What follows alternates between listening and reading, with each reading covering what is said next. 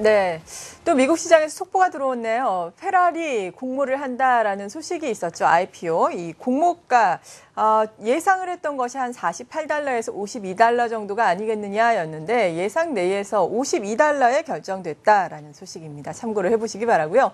오늘은 이 시간 또 가뭄에 대해서 이야기를 해보겠습니다. 얼마 전에 우리가 슈퍼 엘니뇨가 경제에 미치는 영향에 대해서 자세히 알아봤는데 같은 맥락이라고 보시면 되겠습니다. 한국경제신문의 한상춘 논설위원과 함께하겠습니다. 어서 오세요. 네, 안녕하십니까? 네, 먼저 세계적으로 혹은 우리나라의 가뭄이 지금 어느 정도 심한 상황인가요? 가뭄 피해 굉장히 심하죠? 네. 지금 비단 세계뿐만 아니라 가뭄에 있어서는 한국은 좀 최소한 피해간다 해서 국민들 인식에서도 아직도 낮은 이 가뭄 문제가 올해 들어서는 이런 문제로 인해서 여러 가지로 아마 소식들을 많이 접하실 겁니다. 네. 그래서 통상적으로 보면 이제 전국에 이 정도 올해 들어서 이 정도 날씨까지는 강수량이 한 1200mm는 최소한 나와야 된다 그래요. 근데 지금까지 이렇게 나온 거 보면 한 716mm 정도로 해서 평균 대비해서 한 60% 정도. 그러니까 지금 남해안 지역의 이쪽은 한 90%, 95%까지 올라온 상태거든요. 근데 서울 지역이라든가 충남 지역은 50%뿐이 안 됩니다. 네. 그러다 보니까 전국적으로 한 60% 정도 이렇게 돼서 42년 만에 대가뭄이 찾아왔다 이렇게 얘기를 하는데요. 오늘 하영님께서는 농사를 안 지신 지 가뭄 얘기하다 보니까 이게 피부적으로 와닿지 않는 것 같아요. 그냥 얼굴 어렸을 표정이 때는 좀 지어봤어요. 얼굴 표정이 이제 무표정하신 것 같아요. 근데 저는 이제 주말에 네. 이렇게 방송을 끝나고 나서 주말에는 농사를 짓거든요. 직접 감자도 네. 재배하고 와, 고구마도 다르시겠네요. 재배하고 그런데요. 실제로 와닿습니다. 네. 근데 이 42년의 가뭄 피해라는 것은 아마 시청자분도 연세가 좀 있으신 분 같은 경우에는 2015년 대비해서 42년을 빼면 1973년이거든요. 네. 이때 가뭄이 오늘 양 PD께서 이렇게 가뭄에 관련해서 이렇게 그림을 보여주는데요. 너무 좀 아침부터 너무 좀 이렇게 공포스러운 이런 대가뭄의 어떤 자료화면이 너무 센 거를 좀 보내주신 네. 것 같습니다. 그만큼 심하다고 보겠습니다. 그래서 42년 전에 1973년 같은 경우에는 우리 내부적으로 보면 대가뭄이 왔고, 그 다음에 대외적으로 보면 제1차 얼시역이 왔거든요. 1973년에. 네. 그리고 72년에 사체 동결 파동 이런 것 때문에 그때 당시 한국의 삼중고라는 표현이 대가뭄이 있었고, 그 다음에 제1차 얼시역이 있었고, 사체 파동 잘 아실 겁니다. 이 파동에 의해서 한국 경제가 상당히 좀 어려움을 당할 텐데요. 그때를 기억하시면 아마 연세가 있으신 분은 지금의 가뭄 피해가 얼마큼 심한가를 단적으로 알 수 있지 않냐 생각합니다. 이쪽 부분은 좀 빼겠습니다. 네. 그래서 보령 때문에 저수지라든가 이런 건 매스컴상에 많이 내오는 얘기고요. 이제 우리나라도 식용수를 제한하는 이런 국가가 됐다 이렇게 됐습니다. 그래서 이만큼 가뭄이 피기 때문에 이것이 경제적으로 지금 울산 산업단지라든가 이런 데서는 경제적으로 속속 영향을 미치는 이런 단계까지 접어들고 있다 이렇게 됐습니다. 네, 정말 서울 같은 도시에 살면은 많이 느끼지 못할 수도 있겠는데 실제로 가뭄이 상당히 심각하게 진행이 되고 있습니다. 이것을 또 수치로 보여주는 가뭄 지수가 있다고요? 네, 아무래도 이제 경제에 미치는 영향, 증시에 예. 미치는 영향을 하려면 시청자분도 이렇게 좀 계량적인 지표가 지금 필요할 거라고 생각하는데요. 네. 우리나라에서는 부경대 교수가 좀 많이 얘기했고, 이와 비슷한 개념이 콜롬비아의 기후변화연구소, 영어 약자로는 INI로 표시하는데요. 이렇게 가뭄 정도를 피해하는 이런 숫자가 있습니다. 지수가 있습니다. 이건 이제 영어로 약자로 하면 EDIG 스타, 풀네임 보면 Effective Drought Index에서 네. 효과적인 가뭄 지수다 이렇게 보시면 되겠습니다. 그래서 EDI 지수다에서 아마 시청자 여러분 처음으로 생소한 용어를 들으실 겁니다. 이 지수가 아주 얘기하는데요.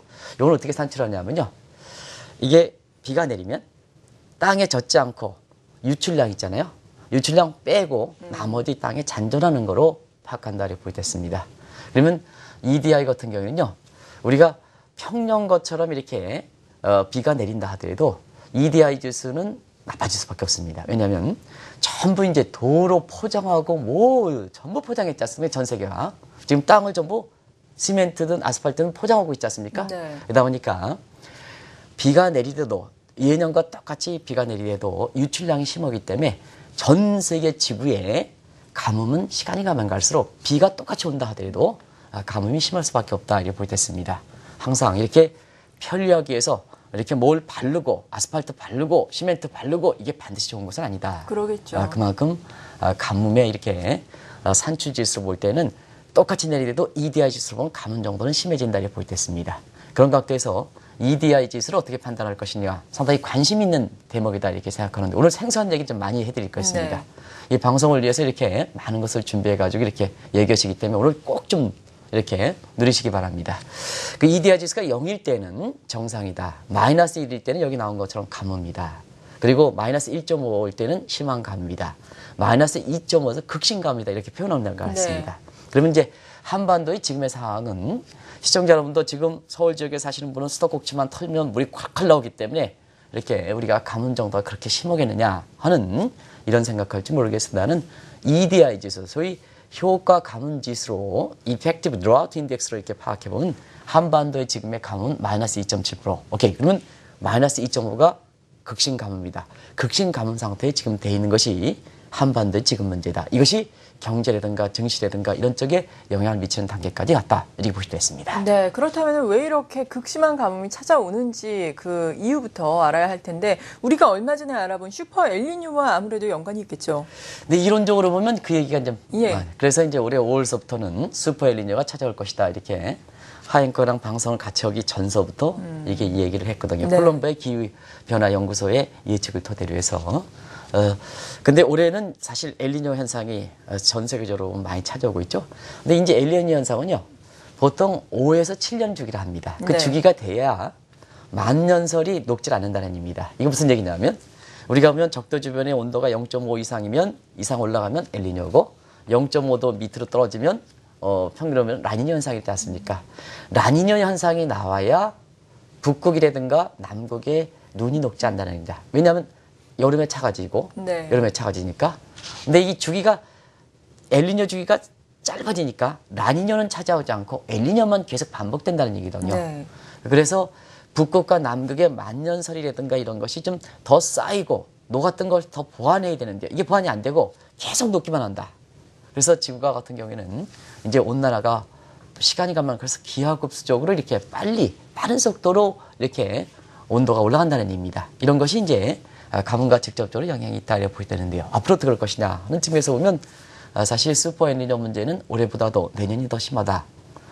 그와 같은 각도에서 이렇게 파악해 보시면 되지 않냐 생각합니다. 그래서 이론적으로는 보통 엘니뇨 현상과 깊은 연관이 있다. 이제 이걸 여기서 저도 비전문가니까 네. 방송을 위해서 경제라든가 증시에 미치는 영향을 이렇게 조사하려고 하다 보니까 이와 관련해서 한번 관련된 그 기상청 자료라든가 이런 걸 보니까 이 엘니뇨와 가뭄과 쉽게 연관이 있느냐 논란이 있는 것 같습니다. 근데 대체로 보면 학자마다 보면 반대적인 시각도 있습니다는 참고적으로 기상청에 나온 자료를 보면 한 80% 정도는 이론적으로 보면 엘니뇨 현상과 또 엘니뇨의 강도와 가뭄 정도와 깊은 연관을 갖고 있다. 그래서 엘니뇨 현상을 보통 이론적으로 많이 꼽는다 이렇게 보겠습니다. 네. 이런 가운데 가뭄만 놓고 보자면은 가뭄 주기설도 있다고요? 네. 사실 그 증시라든가 경제 측면에서 주기설만 있는 걸로 네. 생각했죠. 우리가 보면 이제 그런 각도에서 뭐 지금 원자력 가격이라든가 이런 것이 이제 신흥국의 경제위기라든가 금융위기에 깊은 연관이 있습니다는 그 보면 사실 우리가 10년 주기설이라고 알고 있죠. 네. 그래서 증시에 찾아오는 위기는 10년마다 찾아온다. 1987년 선진국에서 블랙 먼데이, 미국에서죠. 그 다음에 1997년 신흥국, 아시아 외환위기에서 통화위기. 그 다음에 2007년 미국에서 다시 서프라임, 주택시장. 그래서 선진국, 신흥국, 선진국, 다음은 신흥국 차례. 그 다음에 주식시장, 통화시장, 외환시장, 그리고 주택시장, 나머지 상품시장. 지금 고스란히 전개되어 있지 않습니까? 그래서 2017년 앞두고 신흥국의 원자력 가격이 좀 폭락하다 보니까 지금 원자재 수출국을 중심으로 해서 상당히 어려움을 겪고 있는 것이 10년 주기설과 맞물린다 이렇게 보이되는데요. 가뭄도 주기설이 있습니다. 네. 가뭄도 주기설이라는 건 가뭄이 일정 기간을 반복해서 이렇게 때 되면 나타난다 이렇게 보이되는데요. 여기 주기설은 10년 주기설이 아니라 6년 주기설, 그 다음에 38년 주기설, 그리고 124년 주기설 해서 경기 순환에서 키진 파동, 그 다음에 콘트라이트 파동 이와 같은 비슷한 지금입니다. 이런 비슷한 파동과 맞물려 있다 이렇게 볼 때 있습니다. 결국 그것과 대체로 비슷한 시각으로 이게 가는 것 같습니다. 그런 각도에서 가뭄에서는 6년, 38년, 124년 나오는데요. 사례는 빼겠습니다. 시간 관계상. 그래서 올해는 뭐냐? 6년 주기설과 38년 주기설이 맞물리는 해다. 그러다 보니까 이론적으로 엘니뇨 현상과 함께 이 주기설도 올해 6년 주기설과 38년 주기설이 맞물리다 보니까 한반도에 이렇게 가뭄이 심하다. 이렇게 보시면 되겠습니다.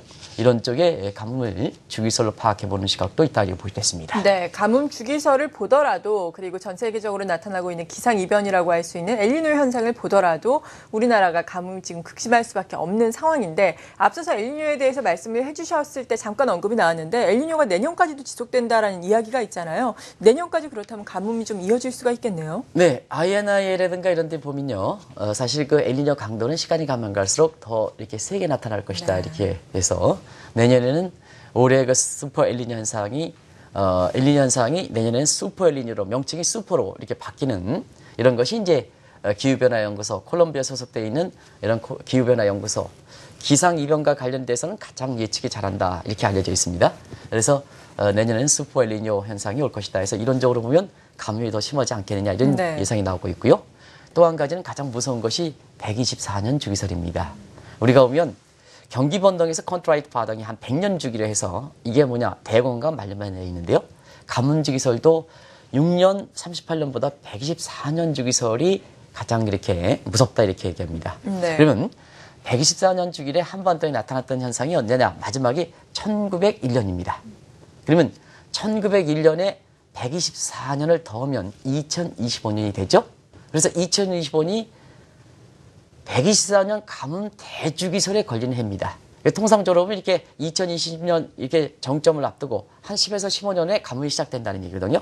그래서 2025년에 가뭄이 극심화될 것이다 이렇게 보는데요.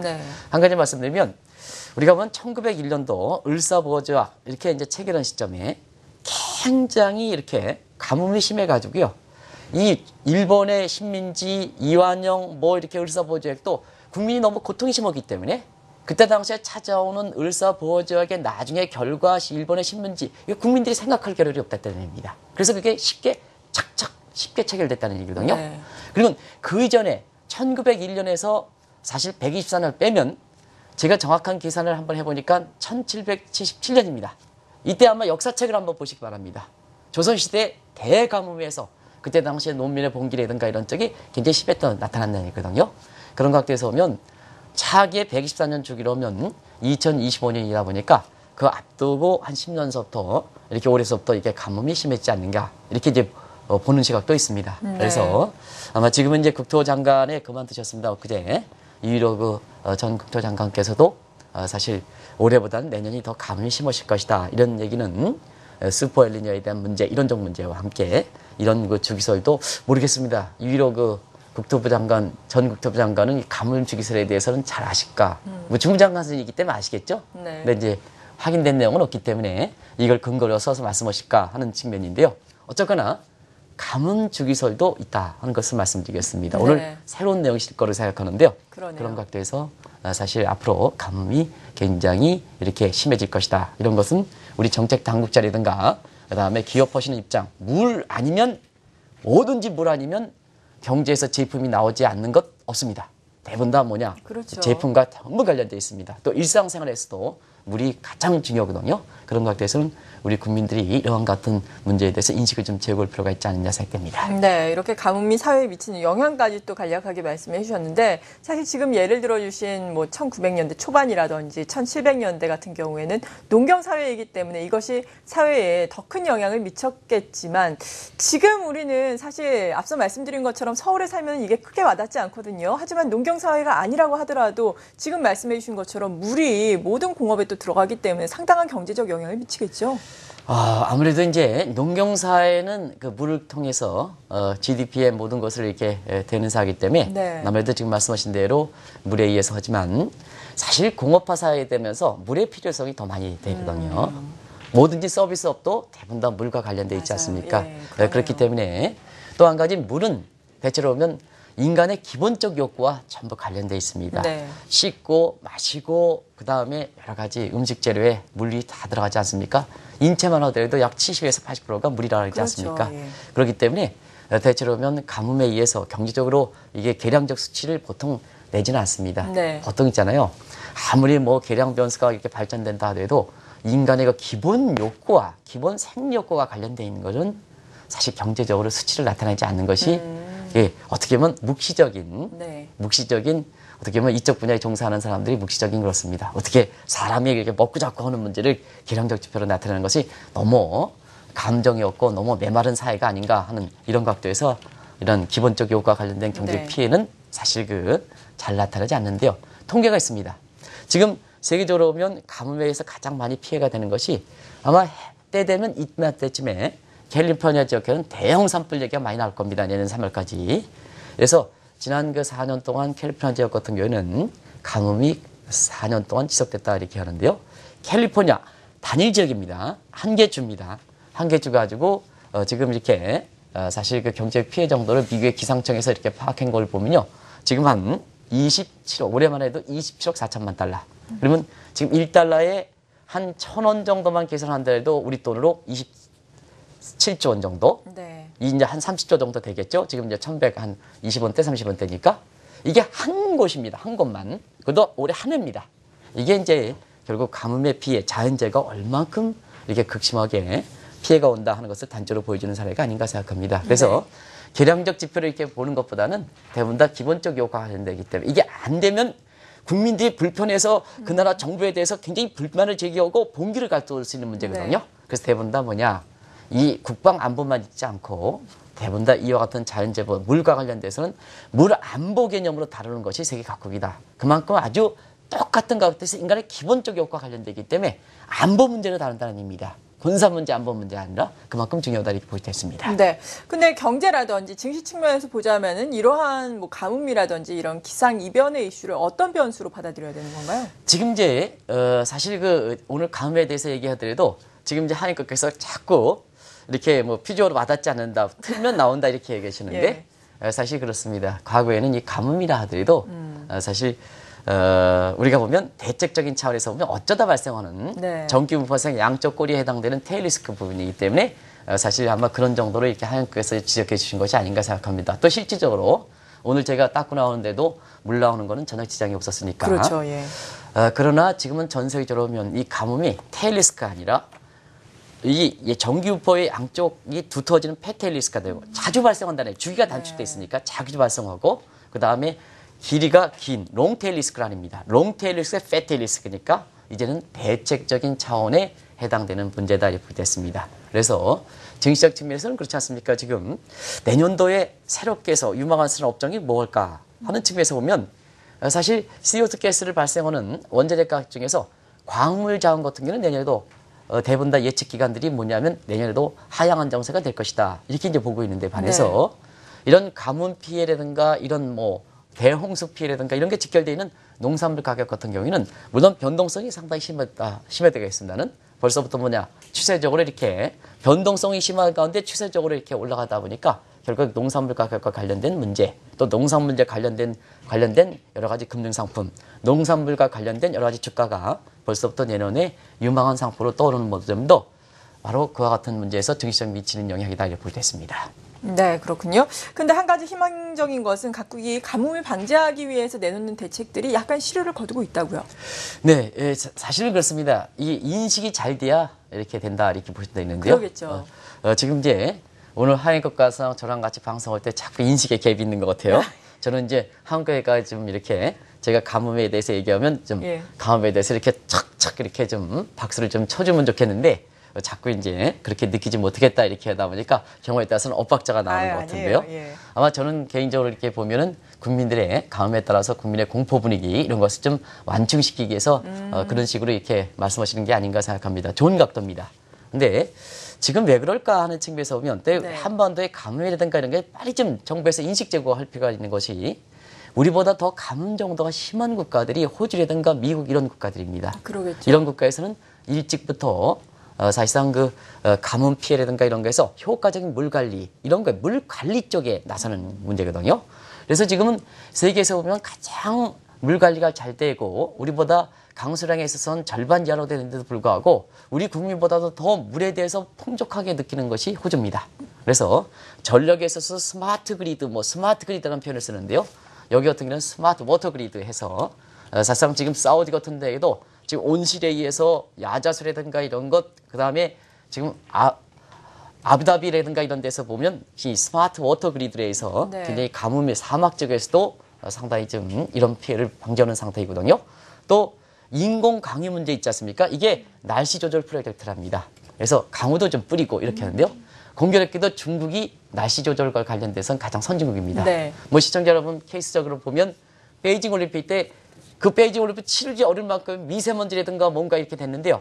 날씨 강우 조절 또 이게 이렇게 미세먼지 못 오도록 하기 위해서 이게 날씨 조절 프로젝트에서 베이징 올림픽을 훌륭하게 치렀던 것이 중국이거든요. 네. 근데 이에 반해서 한국은 어떨까 하는 각도에서 보면 그들 국가보다도 우리가 비가 더 많이 내리고 하는데도 불구하고 지금 환경 문제 때문에 물 관리해서 댐 제대로 못 관리해 낭비해 그다음에 여러 가지 다른 어떤 국가보다도 건설 산업이 돼가지고 아스팔트 많이 깔아 시멘트 많이 깔아 유출량 많아 그런 상태에서 지금 우리 국민들의 어떤 물에 대한 인지도 보면 한쪽은 식용수 제한 한쪽은 콸콸 나와 하다 보니까 전반적으로 인식 부족한 상태에서 이와 같은 상황을 맞기 때문에 지금보다 더 심해지면 오히려 충격이 더 심해질 것이다. 그래서 국민, 기업, 그다음에 무엇보다도 정부 차원에서 이와 같은 문제에 대한 인식 제고가 좀 필요한 것이 아닌가 생각됩니다. 네, 한국경제신문의 한상춘 논설위원과 함께 오늘은 가뭄 문제에 대해서 다뤄봤습니다. 감사합니다. 네, 고맙습니다.